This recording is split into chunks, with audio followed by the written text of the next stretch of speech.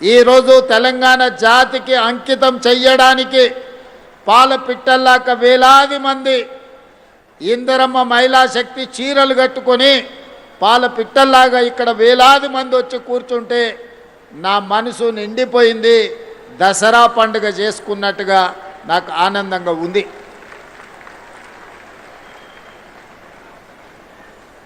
భారతీయ సమాజం గురించి నేను మా అక్కలకు మా చెల్లెళ్ళకు నేను చెప్పాల్సిన అవసరం లేదు.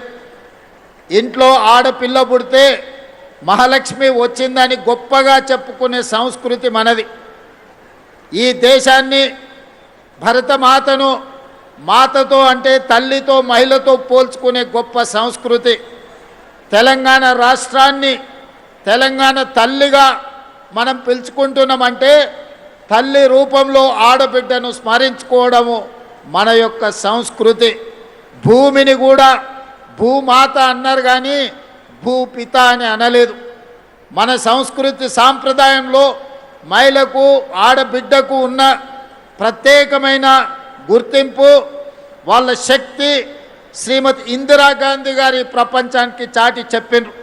మొట్టమొదటి భారతీయ మహిళా ప్రధానమంత్రిగా ప్రపంచ దేశాల ముందు ఐరన్ లేడీగా నిలబడి యుద్ధంలో పాకిస్తాన్ను ఓడించడమే కాదు, పాకిస్తాన్ని 2 ముక్కలు చేసి బంగ్లాదేశ్ అనే కొత్త దేశాన్ని సృష్టించగలిగిన ఉక్కు మహిళ, గొప్ప నేత శ్రీమతి ఇందిరాగాంధీ గారు.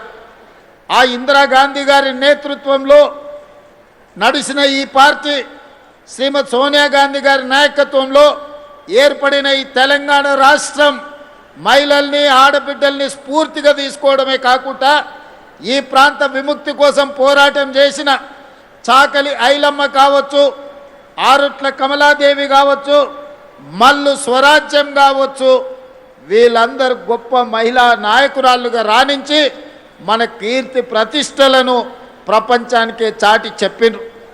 ఆనాడు అమెరికాలో ఓటు హక్కు మహిళకు రావడానికి 100 సంవత్సరాలు కొట్లాడాల్సిన పరిస్థితి వచ్చింది.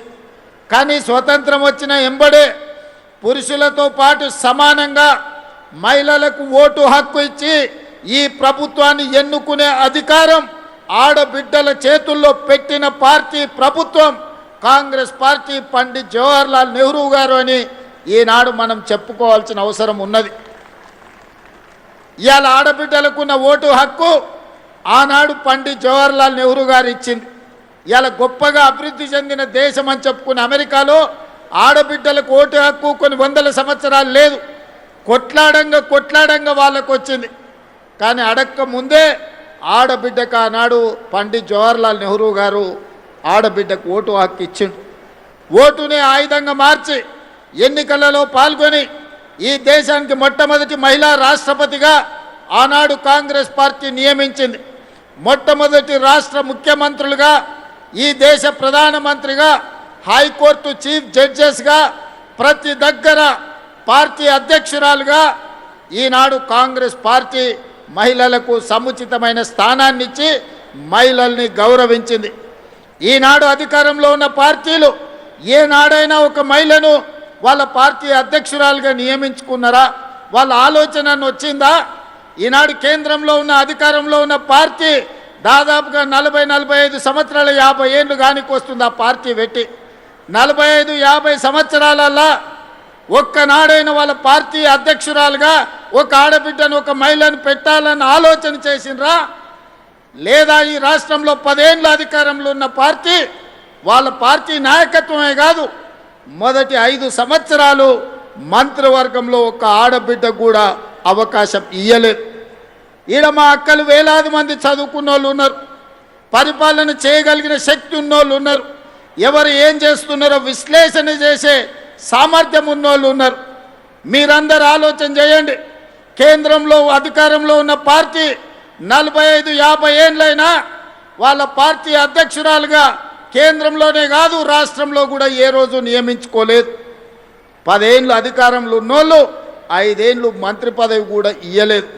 కానీ ఇందిరమ్మ స్ఫూర్తితో, సోనియమ్మ ఆశీర్వాదంతో ప్రజాపాలన ఏర్పడితే మొదటి రోజే ఈరోజు కొండా సురేఖమ్మను ధనసరి సీతక్కను మంత్రులుగా చేసి పరిపాలనలో భాగస్వాములను చేస్తే ఈరోజు వేలాది మంది ఆడబిడ్డలకు ఈరోజు ప్రయోజనం చేకూరిందా లేదా ఆలోచన చేయండి. ఇవాళ సర్పంచులుగా, వార్డు మెంబర్లుగా, కౌన్సిలర్లుగా, మున్సిపల్ చైర్పర్సన్స్గా, మున్సిపల్ మేయర్గా గద్వాల విజయలక్ష్మి గారు హైదరాబాద్ నగరానికి మేయర్గా మహిళగా రాణించిండ్రు అంటే రాజీవ్ గాంధీ గారు స్థానిక సంస్థలలో ఆడబిడ్డలకు రిజర్వేషన్లు ఇచ్చిండు కాబట్టే ఈరోజు తెలంగాణ రాష్ట్రంలో 55-60% మహిళలు ప్రజాప్రతినిధులుగా ఈ